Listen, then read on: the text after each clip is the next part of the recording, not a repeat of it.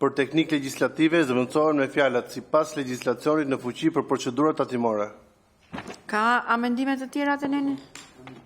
Po. Po zoti Bra. Pika 1 thot, gjatë vlefshmërisë të marrëveshjes së paqes fiskale për tatimin mbi të ardhurat e korporatave dhe tatimin mbi të ardhurat personale nga biznesi, nuk kryen kontrolle tatimore në terren, përveç rasteve kur për tatim paguesin është regjistruar një çështje hetimore në proces për konsumimin e veprës penale të krijimit të skema mashtruese me tatim mbi vlerën e shtuar apo fshehje e të ardhurat sipas parashikimeve të kodit penal. Kush pastrimi parave këtu?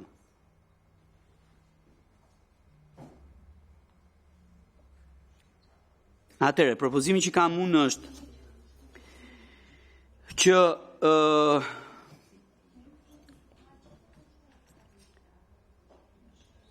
përveç rasteve kur për tatim paguesin është regjistruar një çështje hetimore në proces për konsumimin e veprës penale të krijimit të skema piramidale, skema mashtruese me tatim mbi vlerën e shtuar apo fshehje të ardhuara sipas parashikimeve të kodit penal, të shtohen edhe rastet kur janë identifikuar tregues të rrezikut për pastrim parash ose financim të terrorizmit nga administrata tatimore dhe nga FIU.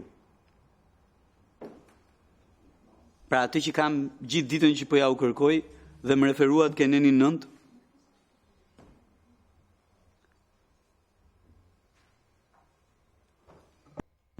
Zoti Braça, ne gjykojmë që pikë së pari ligji për ndalimin e pasimit parave, pra ligji i vitit 2008, është gjithmonë, po është e rëndësishme, pra ajo klauzole është për herë në fuqi, ajo klauzole s'ka rënë asnjëherë.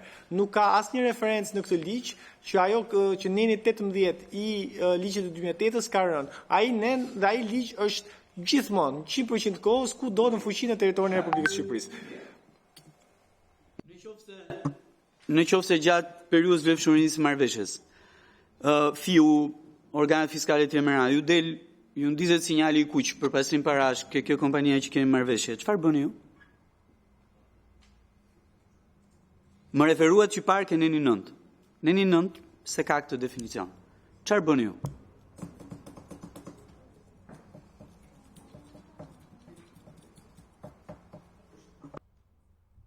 Është FIU që bën vlerësime, pra dhe nëse gjen pastaj elemente të veprës penale, patjetër që marrëveshja prishet. Atëherë, hetimi i FIU-t mund të zgjasë përtej kohës marrëveshjes. Çfarë ndodh? Marrëveshja mbyllet për 1 vit. Po ja, hetimi FIU e fillon hetimin në muajin tetor.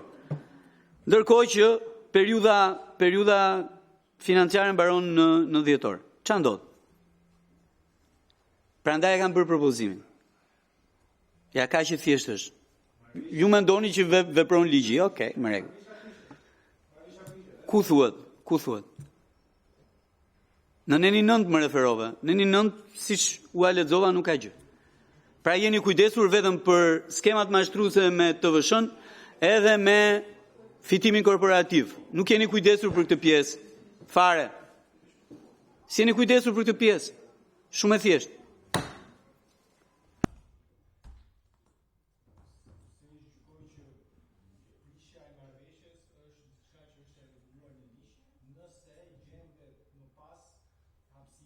Mbaroi koha e marrëveshjes 1 vit, i pastrova unika. Mbarova punë.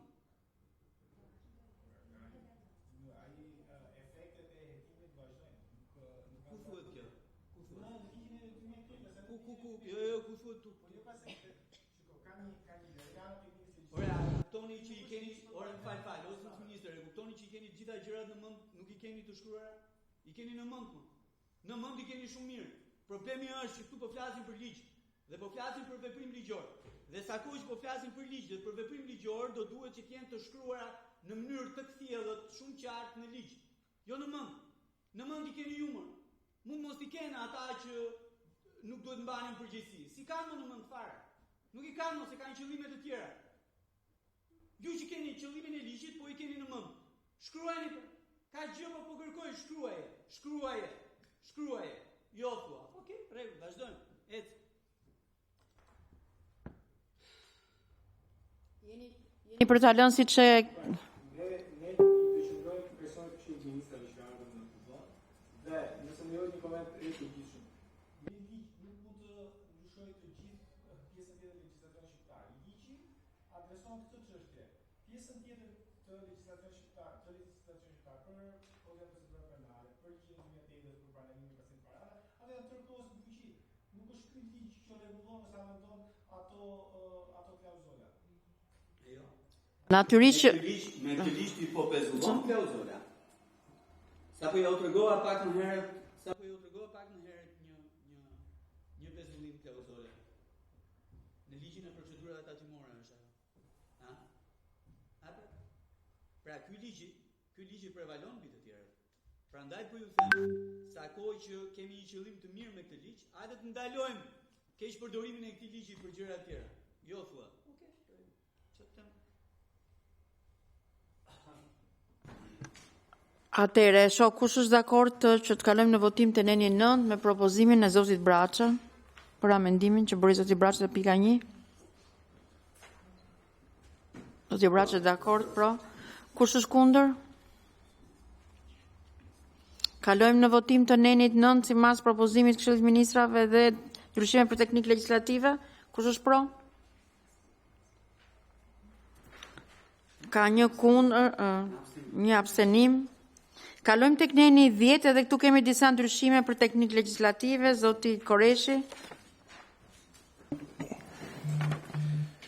Në nenin 10 sugjerojnë këto ndryshime, në titullin e nenit fjalët dhe humbja hiqen si të panevojshme. Në pikën 2 fjalët ligjin numër 29/2023 për tatimin mbi të ardhurat të ndryshuar për teknikë legjislative zëvendësohen me fjalët legjislacioni në fuqi për tatimin mbi të ardhurat. Zoti Braçi, keni një mendim këtu te? Po. Keni një 10. Tek një 10. Mungon një pikë. Edhe është në logjikën e gjithë propozimeve që kanë bërë deri tani. Dhe logjika është e tillë. Pra, përfundimi dhe humbja e vlefshmërisë marrëveshjes kur konstatohen mos përputhje midis deklarimeve në marrëveshje dhe dokumentacionit burimit fondeve. Se prandaj ja u kërkova që parë këtë gjë. Jo, thatë. Tani në qoftë se unë kam gënjur apo kam mos përputhje të dokumentacionit me deklarimin që kanë bërë, ç'a ndodh? Pyetje. Nuk e keni, jo, se kam parë unë, se bëja propozimin për ndryshe. Nuk e keni. Ç'a ndodh? Prishet marrëveshja apo jo?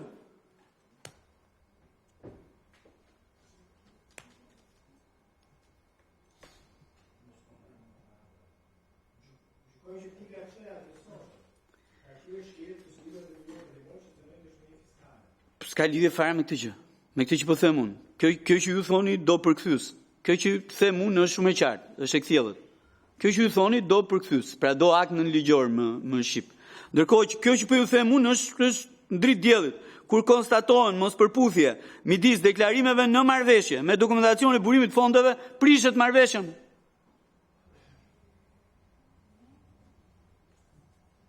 Qoftë më shumë, qoftë më pak, në qoftë se unë vi deklaroj 18%, ndërkohë që letrat i kam sjell për 20. Deklaroj 18%, po letrat i kam sjell për 15, natyrisht që çfarë ndodh? Prishet marrëveshja, si që ka kjo histori.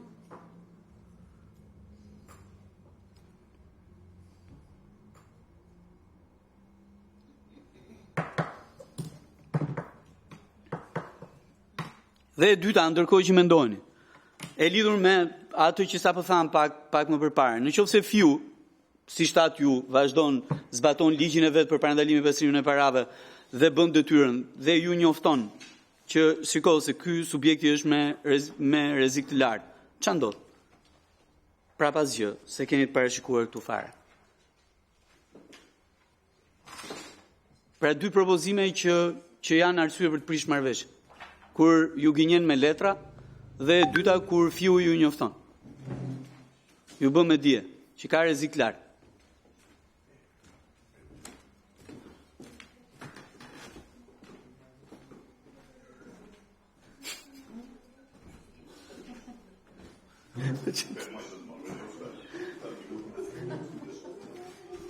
Ç'a them, në azur. Po ç'a them unë? Do janë dy gjëra që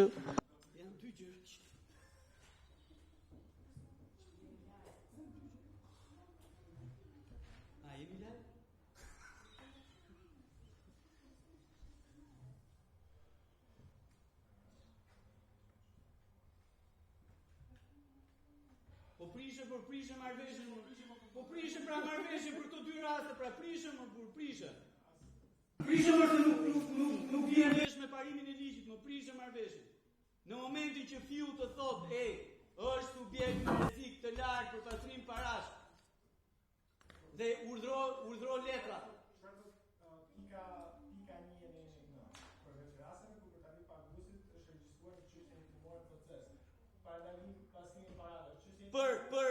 Për konsumin e vepres penale të krijimit të skemave mashtruese me tatimin mbi vlerën e shtuar apo fshehje të të ardhuara sipas parashikimit të kodit penal. Pastrimi i paras nuk është as skeme të vëshën, nuk është as fshehje të ardhuara. Përkundrazi, është deklarim të ardhuara, edhe legjitimim të ardhuara. Ore pse e keni kaq problem të pjesën e pastrimit të paras të kuptoj? Pse e keni problem të jetë në ligj kjo? Ore qëllimi i ligjit nuk janë këta më, qëllimi i ligjit janë ata që ju fola më herë. Tani në momentin që qëllimi i ligjit janë ata, ore hiqi këta më, hiqi prishe marrëveshjen për këtë më, se ndot gjithë pjesën tjetër. Se si janë këta tani.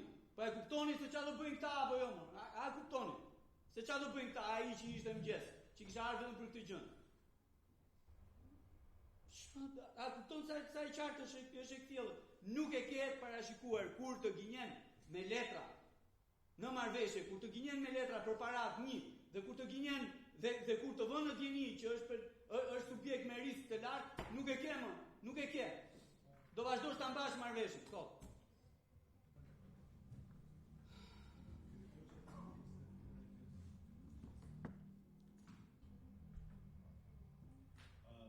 Braçe, i qëndroj propozimit të Këshillit të Ministrave, sepse siç e thash, në gjykimin ton këto janë të adresuar nga kufizimet që janë shprehur në projekt ligjin aktual, dhe nga ana tjetër ky projekt ligj nuk mund të rishkruaj të gjithë pjesën tjetër të legjislacionit shqiptar. Legjislacioni tjetër shqiptar është tërësisht në fuqi kurdo në Republikën e Shqipërisë.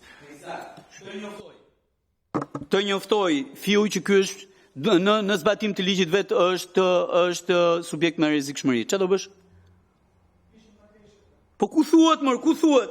Nuk i ke pra, i ke A, B, C, Q, D, D, E dhe nuk e ke.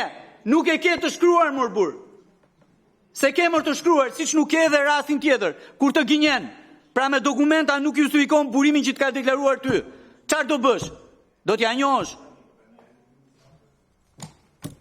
Kotësh.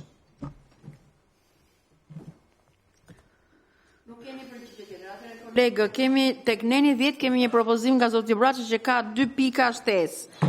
Kur është rasti i fiu dhe kur është mos përputhje midis deklarimeve në marrëveshje me dokumentacion e burimit të fondeve. Pra ku nuk përputhen këto dyja, ç'do bësh? Do t'ja njohësh marrëveshjen, jo më do ta ndërpresësh, do t'i thuash X se më gënjeve. Dhe e dyta, kur të vënë në djeni Agjencia e Inteligjencës Financiare, që ky është subjekt me risk për pastrim parash, ç'do bësh? Do vazhdosh marrëveshjen? Ço bësh? Se e ke në kushte zhvillimi. Unë kam para deklaruar që do bëj 18% fitim. Është kështu apo jo? Dhe e ke në kushte zhvillimi. Tani ky të vën djeni, ky po fut lek mo për të pastruar para dhe e ke ti në marrëveshje. Çfarë do bësh ti? Do vazhdosh ta mbash, jo më do prishësh marrëveshjen me çdo kusht. Si çeka. Okej, atëre vazhdojmë me shpejtësi në diskusion. Unë kam një mbledhje në ora 2, po dua të mbaroj këtë ligjin, pastaj total lë zotin Braçi ta zhvilloj mbledhjen me 2 projekte të tjera. Ne kemi votat. Po jo, i kemi se po e zurje të pra ju. Do kthehet. Atëre kush është dakord me 2 amendimet e zotit Braçi për këtë nenin 10? Okej. Kush është dakord të miratojmë nenin 10 me ndryshimet legjislative dhe me 2 amendimet e zotit Braçi? 3 e 3 6 e 1 7 kalon. Kush është kalojmë tek neni 11 që është zbatimi dhe propozimi marrëveshjes, edhe këtu kemi diçka që vjen me teknikë legjislative. Në nenin 11.1 sugjerohet që fjalët përfshirja në marrëveshjen e paqes